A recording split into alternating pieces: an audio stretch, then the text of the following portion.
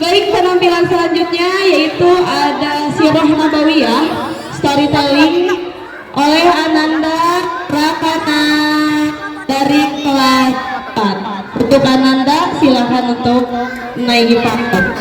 Bismillahirrahmanirrahim. Assalamualaikum warahmatullahi wabarakatuh. Alhamdulillahirabbil alamin. Segala puji hanya milik Allah yang telah memberikan kesempatan untuk berkumpul di tempat ini. Salawat dan salam semoga selalu tercurahkan kepada Nabi Muhammad SAW, keluarganya, para sahabatnya, dan para pengikutnya hingga akhir zaman. Amin ya robbal alamin. Hadirin yang berbahagia, perkenalkan saya Rakana yang akan sedikit menceritakan dakwah Nabi Muhammad SAW yang berada di kota Taif. Taif adalah sebuah kota yang terletak di Mekah, tepatnya di lereng pegunungan Hijaz. Kota ini terkenal karena anggur dan madunya. Kota inilah yang bagaimana Nabi Muhammad SAW berdakwah menyebarkan Islam. Hadirin yang dimuliakan Allah Subhanahu wa Ta'ala, pada tahun ke-10 kenabian Rasulullah SAW melakukan perjalanan ke kota Taif 60 mil dari Mekah dengan jalan kaki ditemani oleh pembantunya Zaid bin Haritsah. Sesampainya di sana, beliau menemui 3 bersaudara pemimpin Taif, Abdul, Jalil, Mas'ud, dan Habib bin Umair. Bukannya disambut dengan baik ajakan Islam dari Rasulullah SAW, justru mendapat penolakan yang sangat buruk dan penghinaan dari ketiga saudara tersebut. Ujian berat di kota Taif. Selama 10 hari di Taif, Rasulullah SAW tidak lelah menyuruh para pemuka masyarakat. Namun penduduk Taif menghasut mereka untuk mengusir beliau. Beliau hendak pergi. Orang-orang jahat dan hamba sahaya mengepung, mencaci maki, dan melempar batu ke arah beliau. Peristiwa tragis tersebut membuat kaki Rasulullah SAW terluka parah dan terompah beliau basah terkena lelehan darah.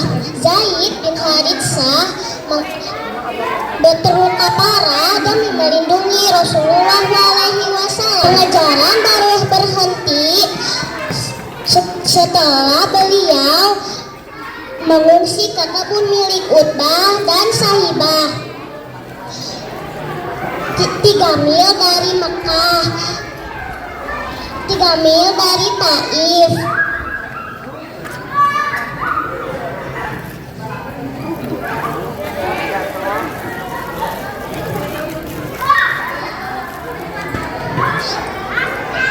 Kemuliaan alat Rasulullah SAW melihat penderitaan Nabi. Allah Subhanahu wa Ta'ala mengutus malaikat Jibril dan malaikat penjaga gunung. Sang malaikat menawarkan untuk menimpa 2 gunung kepada penduduk Taif.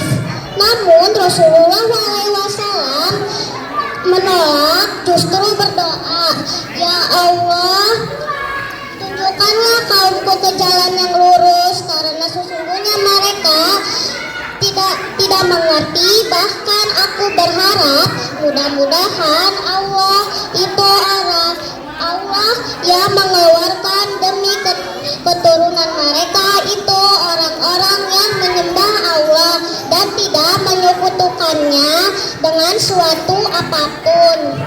Pelajaran yang dapat kita ambil, hadirin sekalian, kisah ini memberikan pelajaran yang berharga tentang luar biasanya kesabaran dan keteguhan hati Rasulullah alaihi wasallam.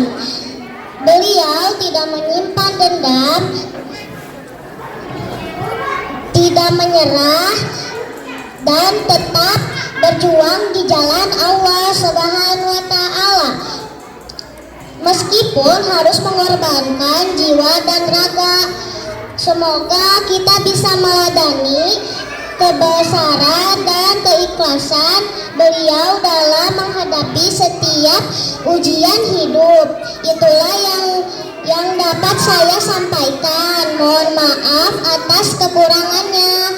Barakallah fikum. Wassalamualaikum warahmatullahi wabarakatuh.